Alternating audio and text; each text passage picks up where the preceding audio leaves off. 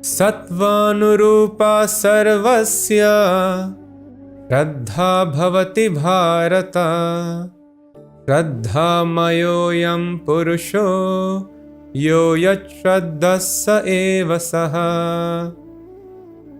According to one's existence under the various modes of nature, one evolves a particular kind of faith. The living being is said to be of a particular faith according to the modes he has acquired. So here very important explanation is given by Lord Krishna.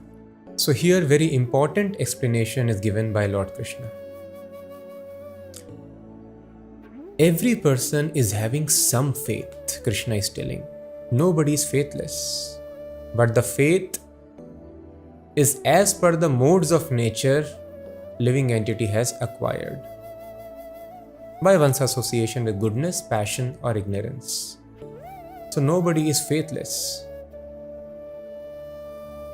A moth is convinced, if I can jump into fire, I will get bliss.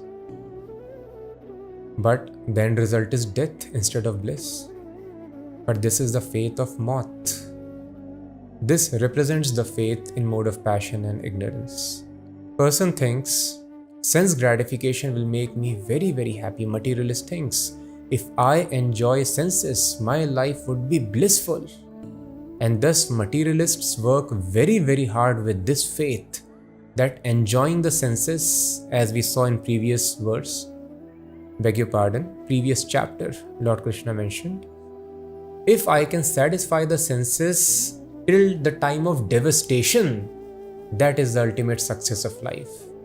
This materialist mindset is demoniac. There are both kinds of materialists. There are devotee materialists also, who are not pure devotees, but they understand Krishna is a supreme personality. Everything is coming from God. And they go to the temples, they worship God so that they can satisfy their desires. And they want to serve Krishna, but they want to take some commission. By serving Krishna, I can enjoy in my life.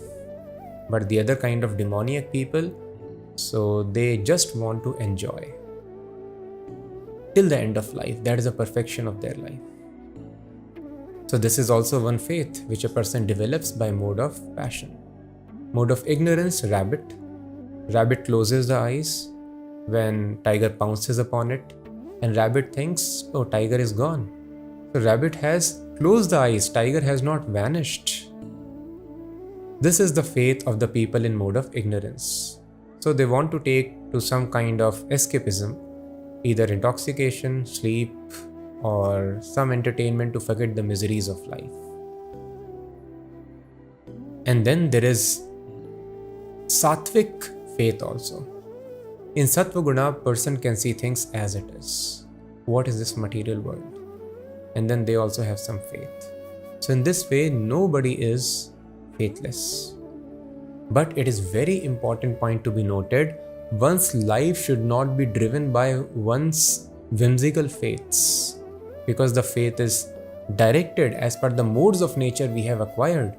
A person who is in sleep, he is firmly convinced, he or she is firmly convinced, I am living in reality, I am talking to real people, I am watching real trees, gardens, streets, whatever we can see in dream. But that is false, that is illusion. Such kind of faith puts a person into temporary happiness or misery, but all that is based on a platform of illusion.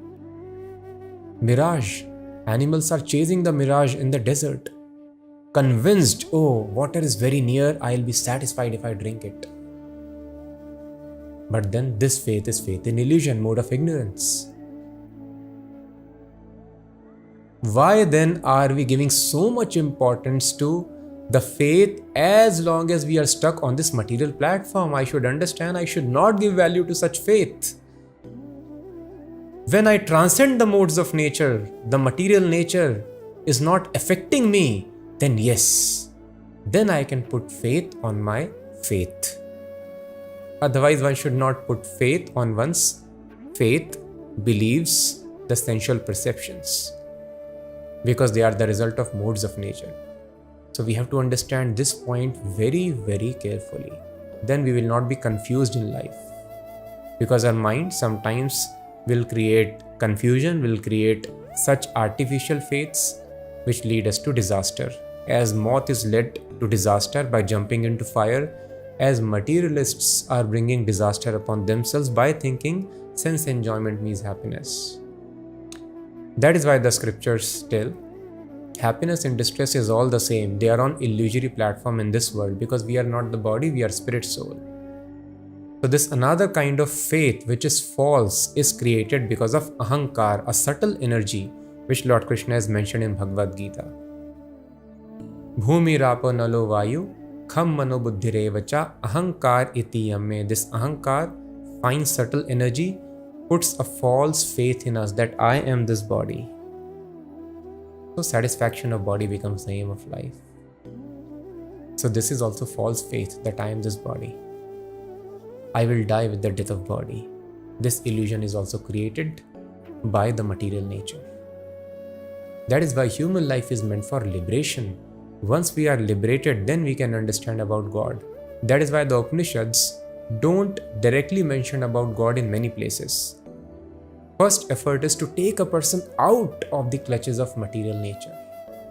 Then we will be able to understand transcendence. Otherwise, transcendence, spiritual subject matter, remains inconceivable. Just like this gross world is inconceivable to the person who is dreaming, cannot understand what is happening in the gross world, totally unaware. In a similar fashion, we stuck in bodily platform now are totally unaware of spiritual existence. So I hope it brings clarity. This description of Lord Krishna, everyone is having certain faith depending on the modes of nature one has acquired.